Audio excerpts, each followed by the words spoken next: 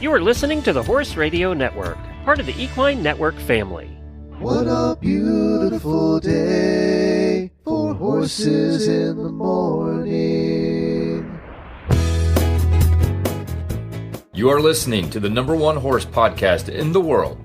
Here is your entertaining look at the horse world and the people in it.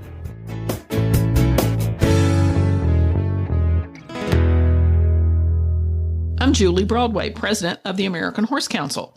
And I'm Emily Stearns, Health, Welfare, and Regulatory Affairs Liaison for the American Horse Council. And you are listening to the special monthly American Horse Council episode of Horses in the Morning on the Horse Radio Network for March of 2026. It's time to hear from the American Horse Council in this monthly episode of Horses in the Morning. Today, we're talking about something every horse owner depends upon and their horses depend upon, which is hoof care and the role of the farrier. Whether you ride for pleasure, competition, or just enjoying having your horses at home, a good farrier is one of the most important partners in your horse's health. Understanding what they do gives you a huge advantage as an owner and a rider. And we all know the old saying, no hoof, no horse. And it's blunt, but it's true. But a horse with poor hoof care can't perform, stay sound, or even stay comfortable. And a good farrier keeps your horse moving well and helps prevent small issues from kind of becoming big ones. And honestly, many owners don't realize just how much science and skill goes into farriery until they've had a horse with a problem. Exactly. People sometimes think it's just the trimming and putting on the shoes, but it's really about biomechanics and balance and movement analysis, and sometimes a bit of horse psychology too. And human psychology. So farriers manage nervous horses, anxious owners, tight schedules, weather that never cooperates. I was watching my farrier out in the sub-zero temperatures last week. They deserve honorary degrees in logistics management. Indeed. Every horse person also has had at least one farrier story that they like to recount. Usually it's involving mud, a horse that suddenly forgets how to pick up its feet, has a lapse in memory, or that moment you realize your horse has been standing on the lead rope for 10 minutes. Or my horse that likes to give kisses on the butt, maybe with his teeth while the farrier is doing his feet. So there's horses that are perfect all year until the farrier truck pulls in and suddenly it's like that Olympic level event. It's amazing how that happens. I don't understand how horses can distinguish the sound of the farrier's truck from every other truck that pulls into the yard, but somehow they manage to do that. But speaking of Olympic level, did you know that Grant Moon is widely regarded as the best known farrier in the world, thanks to his 6-time world championships and his global teaching presence? I believe when I looked this up, he has shod horses in multiple countries, like 3+ kind of countries. He's like the renowned farrier across the globe. And, you know, there really is a competition for everything at this point, but it would be really cool to go to the Farrier Championships. So it just, again, really highlights how it's both a trade and a profession with kind of elite levels of mastery. And really, the best farriers combine craftsmanship and veterinary collaboration and ongoing continuing education, because every horse is different and there's different conformation and different movement and workload and needs. Well, and I'm just going to add one other little skill set to that, Emily, which is I think they have to be extremely innovative. Every horse is unique, and sometimes that means they have to get really creative with what the solution looks like. And that's why today's conversation is so valuable. Whether you are new to horses or you have owned horses for decades, understanding your farrier's role will help you be a better partner to your horse's care. So today's episode is brought to you by Smart Equine. Smart Equine is here to help you bring out the best and the performance of your horse. We empower trainers, barn managers, and other industry professionals to help their horses thrive with expertly formulated supplements and thoughtfully designed wellness products. Backed by veterinarians and top trainers alike, they blend science and real-world horsemanship for consistent results that you can count on. Whether your goals are to train for a competition or to support the horses you know and love, you can count on Smart Equine to support you every step of the way. Very appropriate that we're talking about farriers every step of the way, with one-of-a-kind solutions to meet each and every horse's unique needs.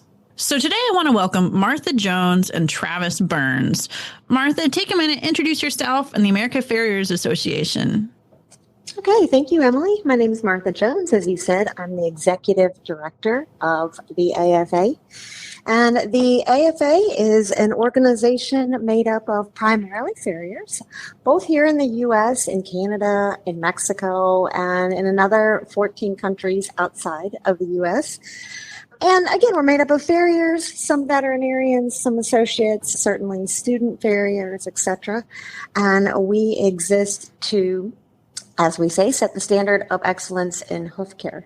So our primary purpose is farrier certification, which I believe we'll talk about a little bit later. And then, of course, continuing educational resources via videos, print items, and so forth. So that's our role in the industry. Awesome. Welcome. Travis, take a minute and introduce yourself, please. Hey, thank you for having me. My name is Travis Burns, and I'm a farrier in Blacksburg, Virginia. I work at the Virginia-Maryland College of Veterinary Medicine, and I'm proud to be a member of the AFA and have been for many, many years. And I'd say it's probably the single most important thing in my career was finding the AFA, finding the education, finding the opportunities, and finding that network of farriers. So, guys, we often hear from people they have such a difficult time finding a farrier. So my first question, Martha, is how many farriers are there in the U.S.? I think that number would probably surprise you. It's also a little bit of a moving target, but, we hear there's anywhere between around 27,000 to 30,000 at any given point. Of course, again, moving target as we have students entering the field and then we have people retiring, but there's really quite a few more than your audience might realize. Wow. That's a lot more. Yeah, a lot more. My eyes are rolling in my head right now. So the question then, that's my follow-up before I jump to the next thing is, so how do people find farriers? I mean, is there like a directory? Can they come to your website? Because when they say to us, I can't find a farrier, what do we tell them to do? Well, we always recommend that they do visit the AFA website, AmericanFarriers.org. And there is a tool on our website called Find a Farrier. You can use that to enter by your geographical location. Certainly, if you've been given a name and you want to find out if that farrier is credentialed, you can use it as a tool there as well. So that's a really great resource. And of course, it's always a lot of word of mouth. That happens. I'm sure you all know in the industry, it's word of mouth, and the really good farriers, I mean, they are really busy in general. Yeah, indeed. So in terms of the AFA, if we have you think there's about 27,000 farriers out there, how many are AFA members? A very tiny portion of those. We are somewhere between, at any given point, 2,200 and 2,500, which tells you how few really are out there as part of the association, which also kind of speaks to a lack of regulation in the profession, I believe. So what does the AFA work to do in terms of professionalizing farriers? That's a great question. So sort of the jewel in our crown, as we've always considered it, is our certification program. We believe that really does set a standard for hoof care. We do not say that it's the be-all and end-all. And in fact, we strongly encourage farriers that once they go through certification to continue with their education, continue learning, continue pushing themselves in new ways. But it is a standard. It's a really good standard. And, all horse owners should want their farriers to be able to exhibit the basic knowledge that our certification requires, both in a written exam and also in a practical exam. So that's really what we're most known for. We also have an annual convention that provides continued continuing education and the National Foraging and Horseshoeing Competition. We have a network of chapters nationwide. We currently have 51 chapters nationwide that we recommend young farriers especially, but all farriers join to start developing that network. And all of those chapters offer certifications and clinics and contests and really provide a terrific resource, boots on the ground locally for farriers. And then also, we work hard at providing ongoing education via videos, via our print magazine, No Foot, No Horse, and just really strongly encourage, as you said at the beginning, an elevation of the professionalism of farriers in the industry. So there's been a misperception, I think sometimes, Martha, that being a farrier is like being licensed like a barber or some other profession. Mm-hmm. And others have said to me, nope, anybody can sort of hang out a shingle and claim to be a farrier. They don't have to prove any credentials. Talk to us a little bit about how that works.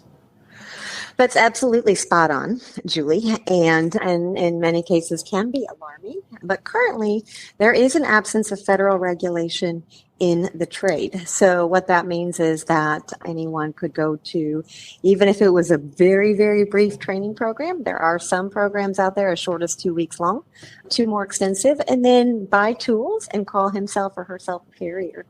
And, there is no set license. There is no anything that you need. So, again, we feel like the AFA helps to fill that void. There are other organizations out there also working to do the same. But we sort of step in and hope that we can, in the absence of any sort of regulation, at least provide, a very healthy standard of care. So the more farriers that we can encourage to go through certification, the better. But yeah, there is nothing requiring that right now in the United States. So I'm just going to add to my question, Emily. So farriers have a unique skill set. Some of them do just what I call podiatry and hoof care. Others do maybe dental work or do other things. Is there any kind of formula for how that works, Martha or Travis? I think I'd better kick that to Travis. Yeah. So, I think there are a lot of farriers out there in the country, in the U.S., that do a multitude of things. We quoted that number of farriers that are in the U.S., but I'm not sure how many of them are full-time, how many of them are part-time, how many have a second job, how many just trim and shoe horses on the weekends, but many of them do multiple things.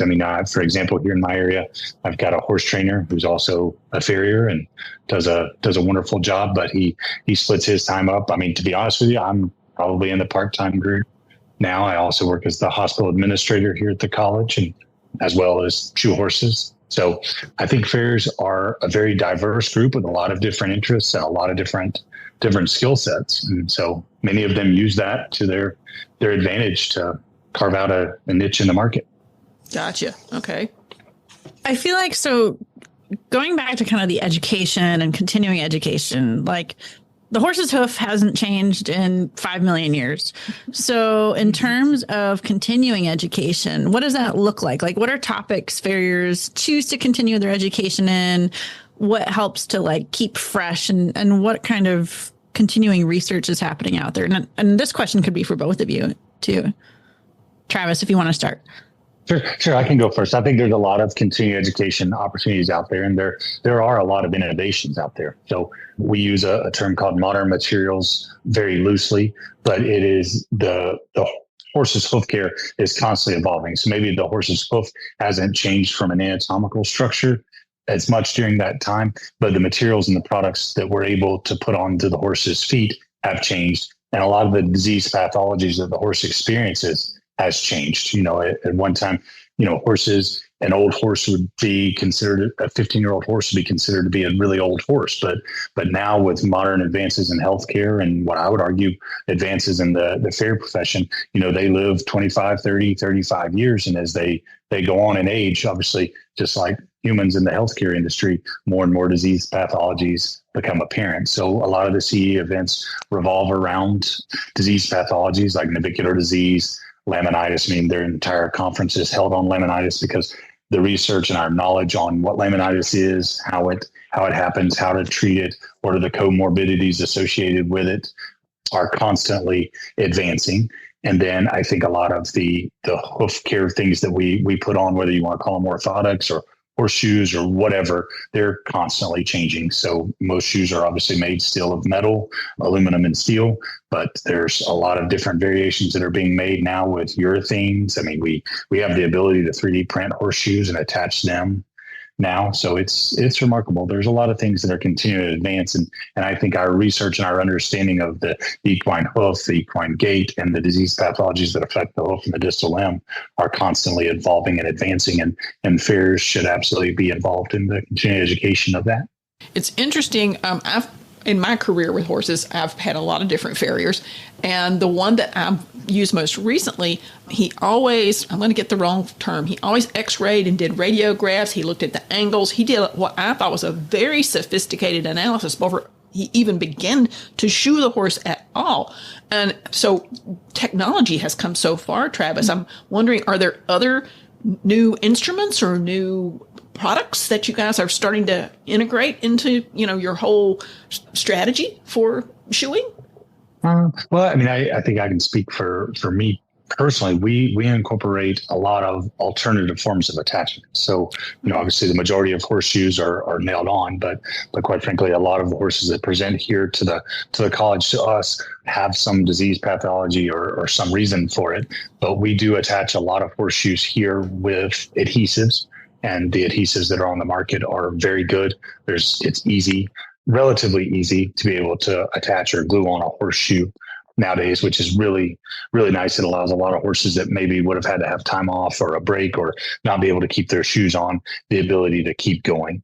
But I think the single biggest thing that has changed the farrier profession, the vet farrier team, and the podiatry field, if you will, is exactly what you mentioned, digital radiography. At one time, obviously, it was quite difficult. It was uncommon, honestly, to radiograph feet, because you would go out, radiograph the feet, go back, develop the film, then you had to come back, make changes, corrections, re-radiograph, go run the film and come back. But now, I mean, it's almost like taking a picture on your phone.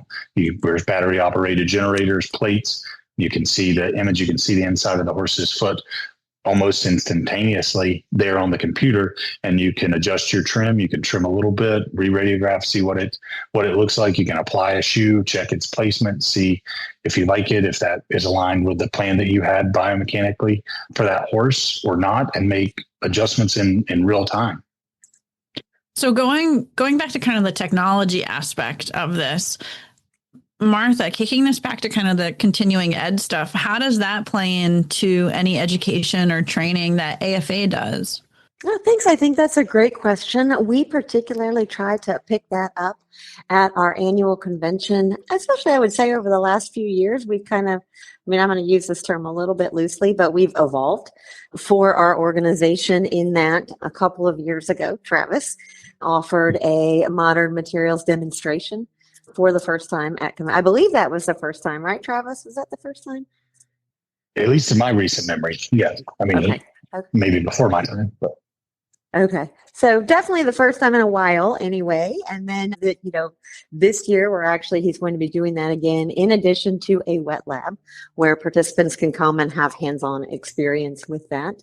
And then certainly, we bring in vet farriers. We bring in vets every time, and they share with our audience, the technology that's out there, how to effectively use it, that kind of thing. So that's really our best bet to sort of continue bringing that to our members. And then, of course, via our print materials and our educational resources online, we try to keep, that pretty diverse for them. Hey, so you've led me to a question that I had on the back of my mind. So some people call the farrier first, and then the farrier might say, this is beyond me. You might need a veterinarian. Some people call the veterinarian first, and the veterinarian says, well, you really need a really good farrier to come help you out with this. Talk a minute, Travis, about that rapport and that relationship, that partnership between the farrier and the veterinarian, because that seems to me like collaborating and communicating between those two parties is just essential to coming up with the right solution and the right formula to ensure that what you're doing is going to improve the health and welfare of the horse. Absolutely. I think there really is that team dynamic. I think you hit the nail on the head that it is probably one of the more important things in that horse's life from a preventative healthcare standpoint is to have the vet and the farrier on the same page. And to be honest with you, sometimes that area, who to call and when to call, can get a little gray. And unfortunately, it can be a little uncomfortable. And so that's why I think it's really, really important for them to have a good collaborative relationship and be able to work well together. Because a lot of the issues they'll deal with, you really need both to. Are there veterinary farriers? Like, are there vets that are also certified or, affiliated as farriers? Yeah, no, there's quite a few veterinarians that are also farriers, or maybe they were farriers and then went to vet school, or maybe, for example, we have a vet student here, got into vet school and then got the interest in farrier and went on to farrier school later on. It's becoming more and more common for there to be an individual who is both. And then obviously there's still a lot of the teams out there working together, the vet and the farrier.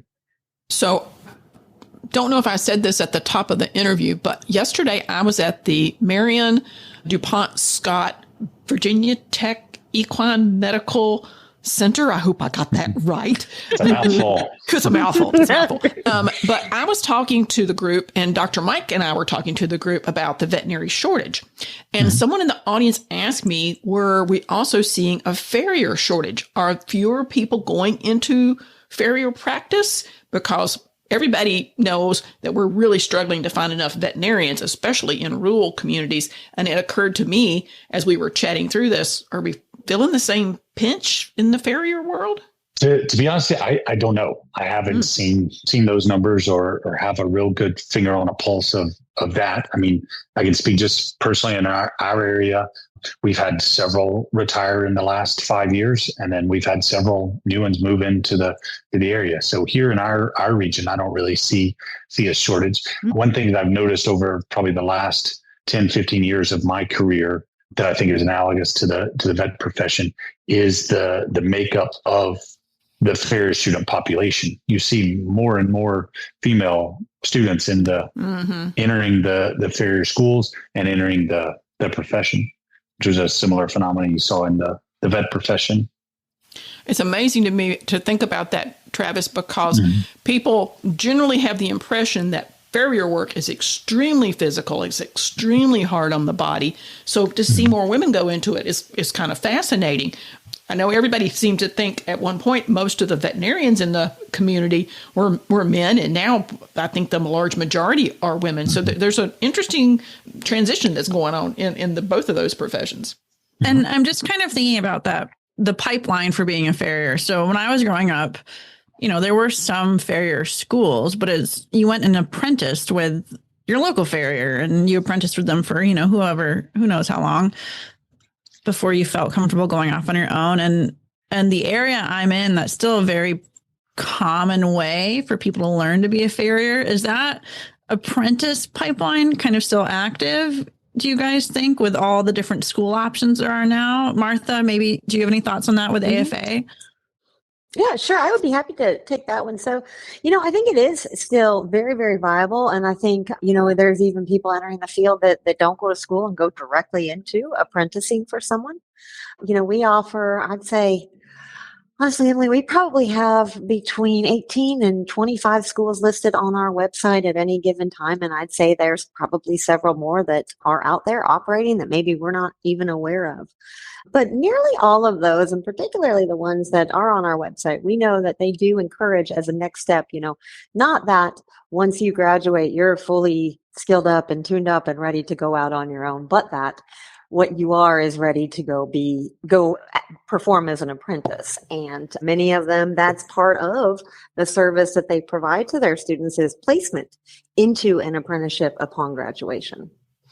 So if I'm looking to go to farrier school, does AFA list any sort of like accreditations for farrier schools? How do I know I'm going to a real one? And I put that in quotes and not just some guy in his backyard with a hammer and an anvil. That's a great question.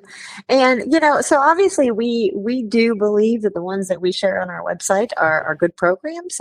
We do strongly advise everyone to do their own research. We also encourage that you attend the school of an appropriate duration that you can still afford, because there are some very short programs out there. So the longer that you can go and immerse yourself in the trade, the better.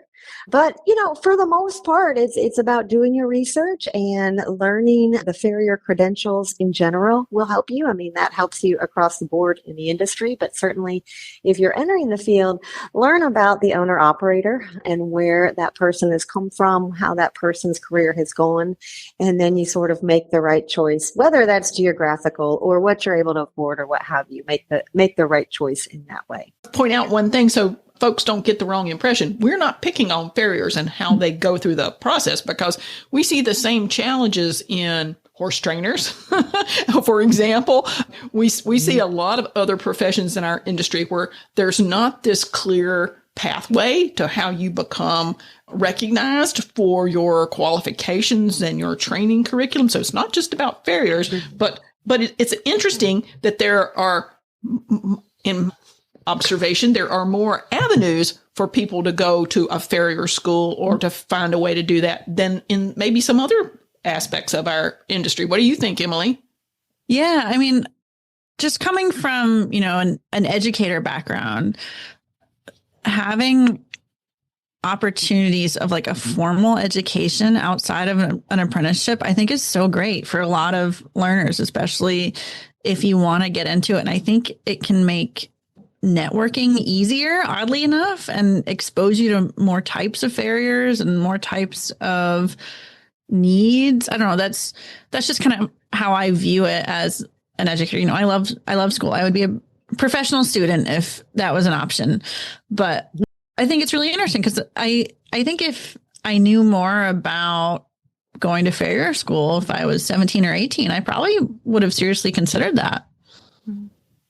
Travis, I'm curious, since Emily kind of opened this door, do farriers tend to specialize in one breed or the other? I mean, do they get in a groove and say, hey, I know how to really shoe, I don't know, saddlebreds well, let me stick with that? or do they do multiple breeds?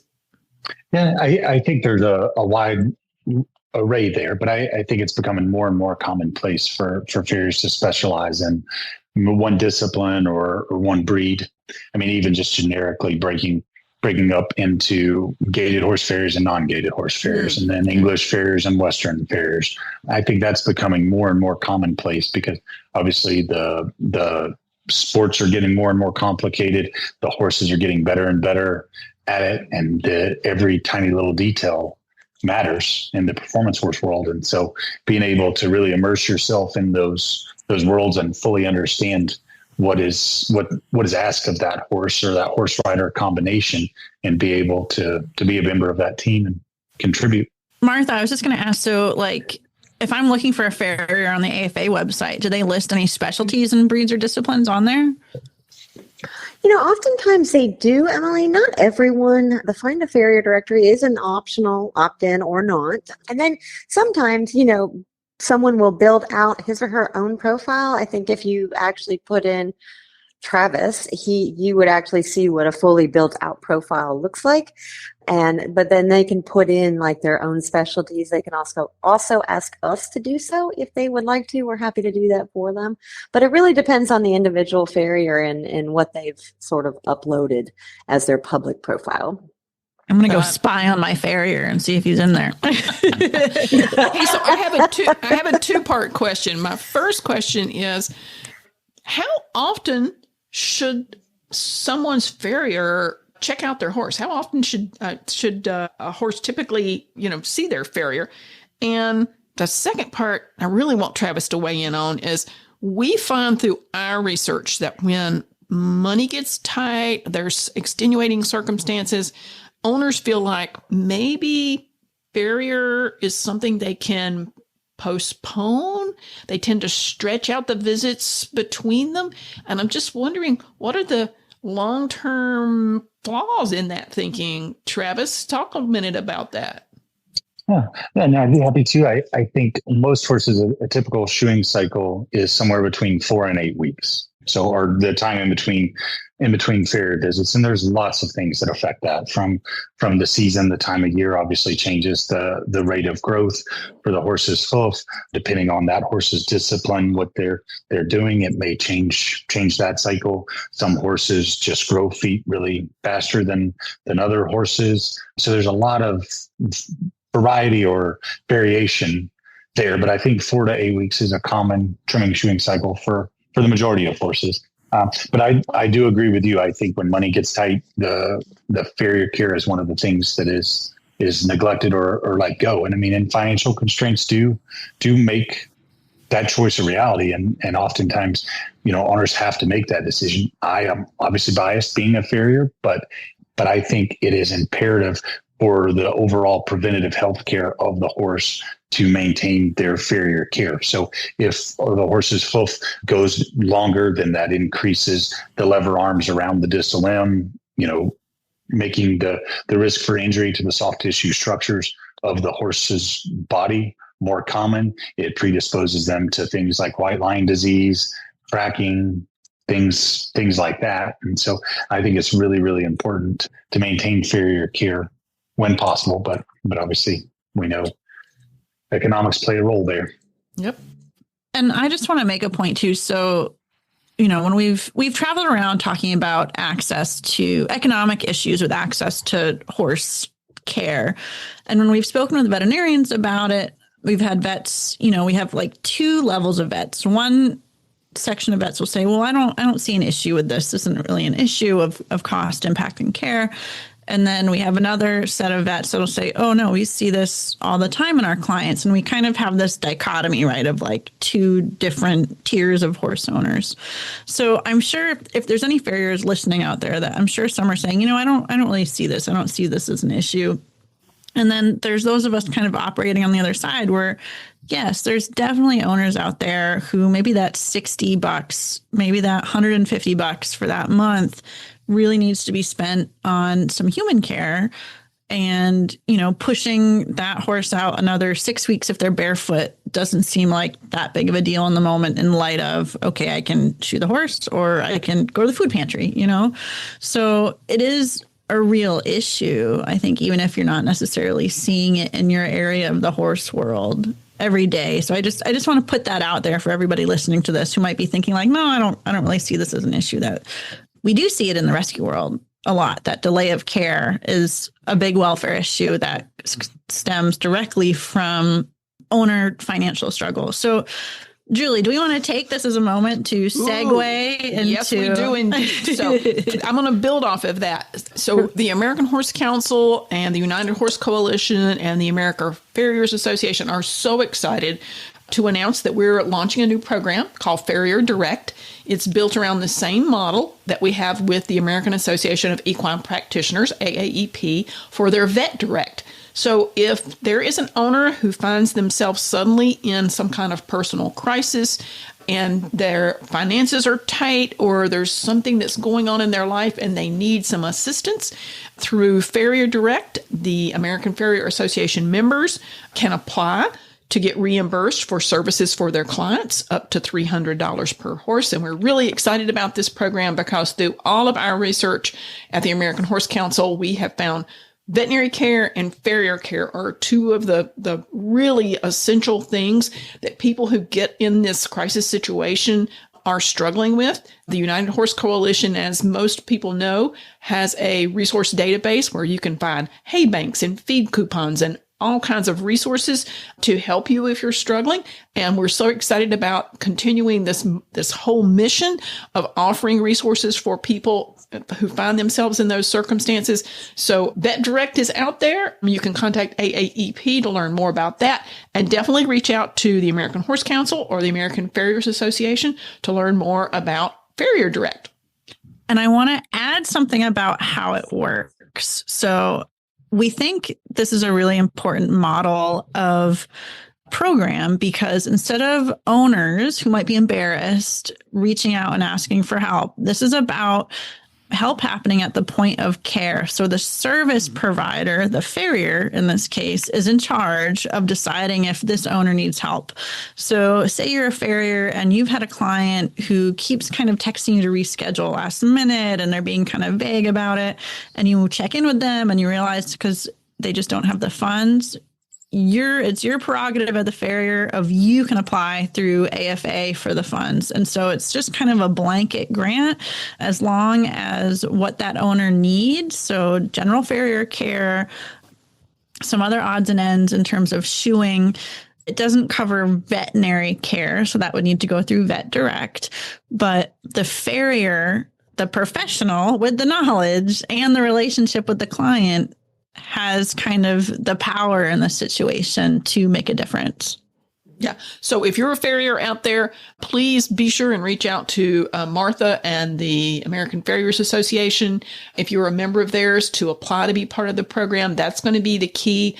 Not just any farrier can be part of the program. They have to be an AFA member. We want to ensure that these farriers are well trained and very knowledgeable and are in a position to make really informed decisions when they apply for this additional assistance to help these clients. So we're really excited about that. Thank you, Martha, so much for your collaboration and your work with us. And Travis, we have so appreciated all of your insights and your knowledge and your assistance and all the work that you've done with the American Horse Council over a number of different topics.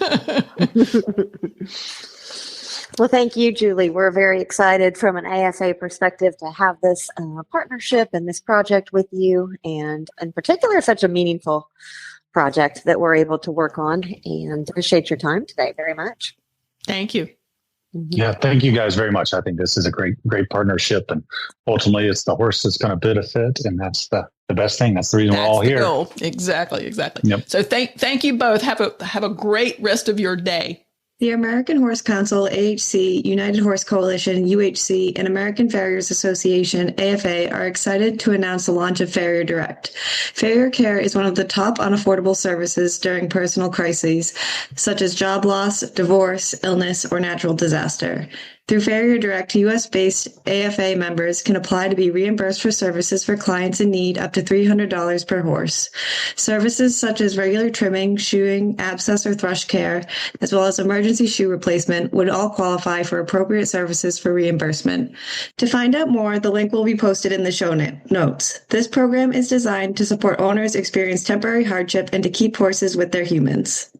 So our legislative and regulatory update for this episode is all about agritourism. Agritourism is one of those terms that sounds complicated, but it's actually pretty straightforward. It simply means that you're inviting the public onto a working farm for activities or education or recreation or entertainment that's connected with agriculture. And as we love to tell everybody, horses absolutely count as agriculture in most states. So if you're boarding, breeding, training, or raising horses on a farm, you are part of agriculture. And many horse operations are already doing agritourism without realizing it. Well, that's exactly accurate, Emily. Riding lessons, camps, trail rides, pony parties, clinics, school visits, photo sessions, farm tours, all those can fall under agritourism. And we're also seeing farms expand to do things like weddings and corporate retreats, wellness programs, and farm stays. And there's a lot of creativity happening, kind of driven by this whole economic agriculture kind of ecosystem. Yep. Horse farms operate on really tight margins. We all know that. Feed, land, labor, insurance costs continue to rise. Agritourism can provide a diversified income stream that can help a farm stay financially sustainable instead of relying on just one source of revenue like boarding or training. And I always like this part. There's this community connection piece that's really valuable. So a lot of people today, and we talk about this is an issue in the horse world in general, are kind of generations removed from participating in agriculture. So getting people to visit your farm, maybe their only direct experience with farming or livestock or horses in general. And that creates understanding and appreciation, which we really need. When people see firsthand the care and the commitment involved in horse ownership, it really builds trust Emily and I talk a lot in public settings about public trust and social license to operate or social license to thrive, and exposing people to the horse community through agritourism builds that kind of trust that we really want to kind of grow on. Yeah. And so it's important to mention that agritourism isn't just opening your gate and hoping people show up. There's legal issues, zoning issues, like Julie said, insurance issues, and safety considerations that farms need to understand. Yeah, and one of the biggest areas is, of course, in liability protection. Most states have equine activity liability laws, and many also have agritourism liability statutes that provide certain protections if the farms follow requirements by posting signage or using waivers. So you need to check that out. And at the federal level, this is where it gets a little exciting. There's also growing recognition of agritourism's importance. So recent discussions in the Farm Bill and rural development programs have included specific agritourism language as part of economic diversification for farms. And there have also been bipartisan proposals in recent years aimed at improving access to funding and grants and risk management tools for agritourism businesses. Yeah, and this is something that the American Horse Council continues to monitor, and we advocate around making sure that horse farms are included when agricultural policy is developed. We have great partnerships with a number of different organizations that focus on rural communities and agriculture, and we all really try to row in the same direction to ensure that we have these kinds of opportunities. And that's just at the federal level. So another piece that sometimes surprises farm owners is how much agritourism is influenced at the local government level. Yeah, so that gets into the zoning thing, which is a big factor. Some counties and municipalities typically control land use, which means they decide what types of activities are allowed on agricultural properties. Some communities clearly allow agritourism and they promote agritourism, while others may require special permits or conditional use approvals or some kind of event license. And this can vary really dramatically from one town to the next, even within the same state. So a horse farm might be allowed to host lessons and camps by right, but weddings or large public events could trigger additional requirements like parking plans or traffic management, restroom facilities, occupancy limits, that kind of stuff. They even get into noise ordinances and signage rules, and building codes can all just be part of this equation. And that's why it's really important for farm owners to talk with your local planning or your zoning office early before you invest any money into new agritourism activities. And the good news is that many communities are becoming more supportive because agritourism contributes to local economies. It preserves farmlands and brings visitors into rural areas as well. Yeah. And in some cases, state agritourism laws actually limit how much local governments can restrict farm-based activities, which can help provide clarity for horse operations. And I'll give you a couple of great examples, Emily. I know in the Virginia area where I live, there are many wineries, and now they have expanded and they have all types of education. They have events on Fridays and Saturday nights. So they're taking advantage of that agritourism thing. And as we get ready to embark on the new national economic impact study for the horse industry in the coming years, we're going to be trying to get a better understanding of how tourism and agritourism comes into play for the horse industry. Yes, definitely. And it's kind of a new thing for us. So we'll see how it plays out. And because it's new, another really key piece to remember is insurance. And I know we talk about insurance for a lot of things, but not all farm policies automatically cover public visitors or events. So it's really important to talk with your insurance provider, especially someone who understands your equine operation. Yeah, and I don't need to preach to the choir here because we all know risk management becomes an issue.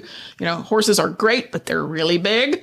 And clear visitor guidelines and trained staff and safe facility designs and all those kinds of things that really structure the interactions between visitors who aren't accustomed to being around horses need in order to minimize risk that's there. And the thing is, when agritourism is done well, it can be really, really rewarding. So many farm owners love being that person to introduce new people to horses and just seeing their faces light up and watching that first connection happen. That moment never gets old. Emily, I can honestly say at the Horse Council, we often co-host events with the DC Metro Police or with the local caisson platoon down on the National Mall.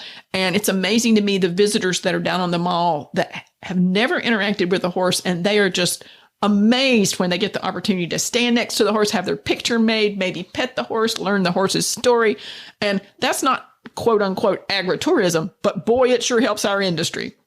If you've ever had that moment of being a horse ambassador for someone for the first time, it's just awesome.